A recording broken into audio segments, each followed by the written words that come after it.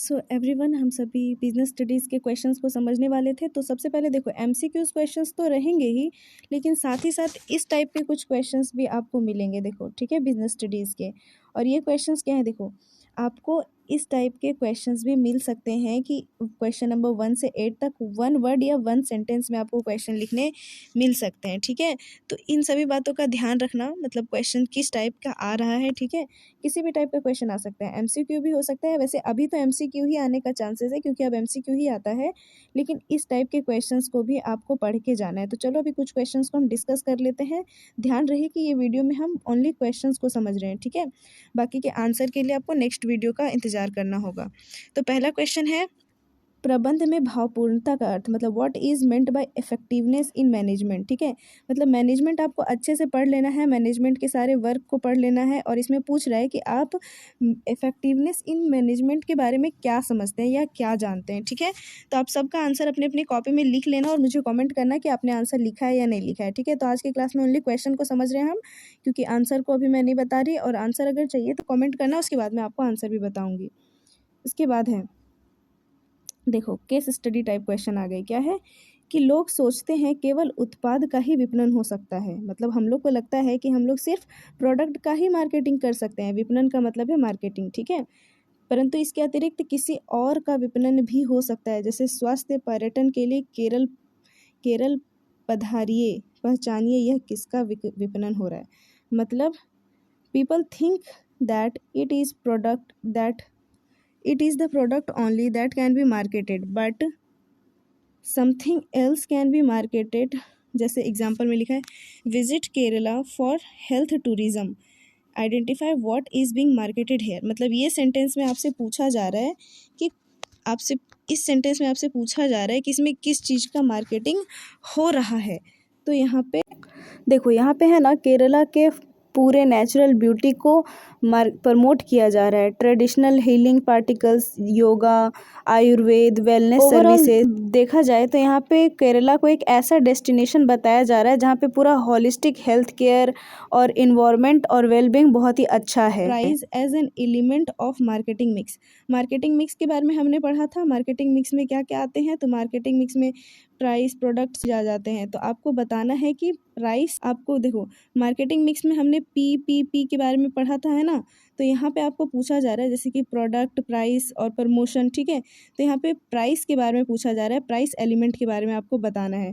तो यस, आपको price element के बारे में आपको लिखना है, कॉपी में अपना लिखते जाओ सब कुछ। और फिर यहाँ पे पूछ रहा है what is meant by public relation. आप पब्लिक रिलेशन से क्या समझते हैं, दोनों बेसिकली एक ही चैप्टर का है।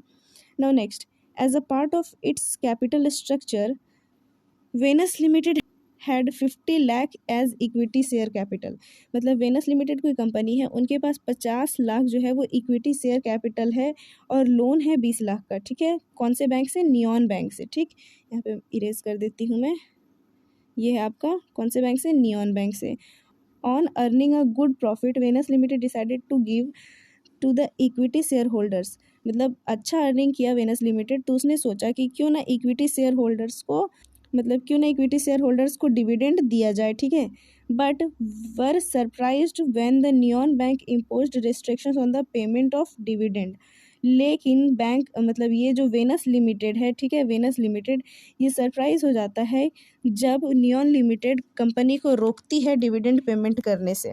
Identify the factor affecting dividend decision that allows Neon Bank to impose restrictions on the payment of dividend by Venus Limited। अब इसमें बोल रहा है, आपको आइडेंटिफाई करना है कि इसमें कौन सा फैक्टर अफेक्ट किया पेमेंट करने से, मतलब क्यों पेमेंट नहीं करने दे रहा बैंक नियॉन लिमिटेड को। ठीक है, तो यहाँ पे मैं आपको एक हिंट दे ही देती हूँ, यहाँ पे लोन एग्रीमेंट हो सकता है दोनों बैंकों के बीच में। ठीक है, मुझे सारे का आंसर चाहिए, आपको आंसर लिखना ही होगा। ठीक है, आंसर लिख लो, उसके बाद नेक्स्ट वीडियो में मैं सबका सॉल्यूशन बताऊँगी, अगर आपका कमेंट आता है कि हाँ आपने लिख लिया है तो।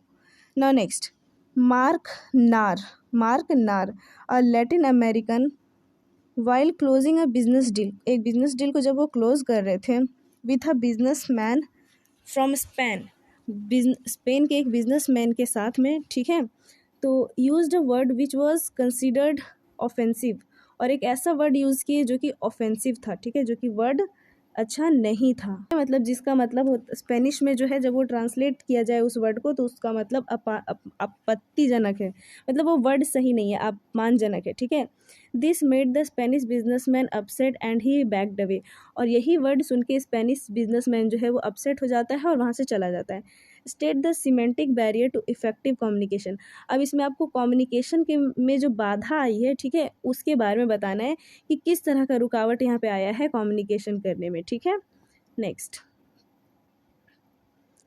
है आपका, as part of its comparative plan Neeraj limited, ठीक है, Neeraj limited decided to combine a new line of activity with its existing footwear business, मतलब नीरज लिमिटेड सोचती है कि जो उनका एग्जिस्टिंग फुटवेयर बिजनेस है उसमें वो कुछ और भी प्लान करे, कुछ और भी चीज़ लेकर आए, ठीक है। तो identify the type of plan, तो यहाँ पे किस टाइप का प्लान हो रहा है ना। नेक्स्ट, अब आपको इसमें इफ़िशियंसी बताना है कि इफ़िशियंसी क्या होता है। फर्स्ट वाले में देखो इफेक्टिवनेस ऑफ मैनेजमेंट था और इसमें इफ़िशियंसी है, ठीक है। तो इफ़िशियंसी का क्या मतलब होता है ये आपको लिखना है। तो बेसिकली अगर आप सब सारे वीडियोस देखे हुए हो और अच्छे से समझे हुए हो सारे क्लासेस को, तो मैं गारंटी ले सकती हूँ कि आप सबका आंसर लिख सकते हैं। और अगर नहीं पढ़े हुए हो तो कोई बात नहीं, अभी भी टाइम है, इन सभी आंसर्स को एटलीस्ट क्लियर कर लो सब। State any two functions to be performed, state any two functions to be performed at supervisory level of management, मतलब मैनेजमेंट का 2 फंक्शन लिखना है जब वो सुपरवाइजर के रूप में कार्य करते हैं। नाउ नेक्स्ट है differentiate between formal organisation and informal organisation on the basis of nature. तो फॉर्मल ऑर्गेनाइजेशन क्या है, इनफॉर्मल ऑर्गेनाइजेशन क्या है, इन दोनों के बीच में डिफरेंस लिखना है नेचर के आधार पे, ठीक है। तो सारी बातों को मैंने एटलीस्ट, मतलब सारी बातों को मैंने बता दिया है, मतलब सारे चीज़ जो है वो पढ़ाए हुए हैं। तो प्लीज़ वीडियोज़ को जाके देखो अगर भूल रहे हो अभी भी तो, ठीक है। और आंसर तो आई होप कि आपने लिख लिया होगा सबका, मतलब लिख लोगे आप, और नहीं लिखोगे तो मुझे कमेंट कर देना, मैं सबका आंसर, मतलब आंसर के साथ भी एक वीडियो ले आऊँगी। मैंने आंसर लिख के वीडियो नहीं लाया क्योंकि बहुत ज़्यादा लॉन्ग हो जाता है, और मेरा मेन उद्देश्य था कि आपको एटलीस्ट क्वेश्चन पता चले, इन सभी क्वेश्चंस को आप तैयारी एटलीस्ट कर लो अपने लेवल से, ठीक है। तो अब देखो एक लास्ट क्वेश्चन है, differentiate between single use plan, single use plan क्या होता है और स्टैंडिंग प्लान क्या होता है।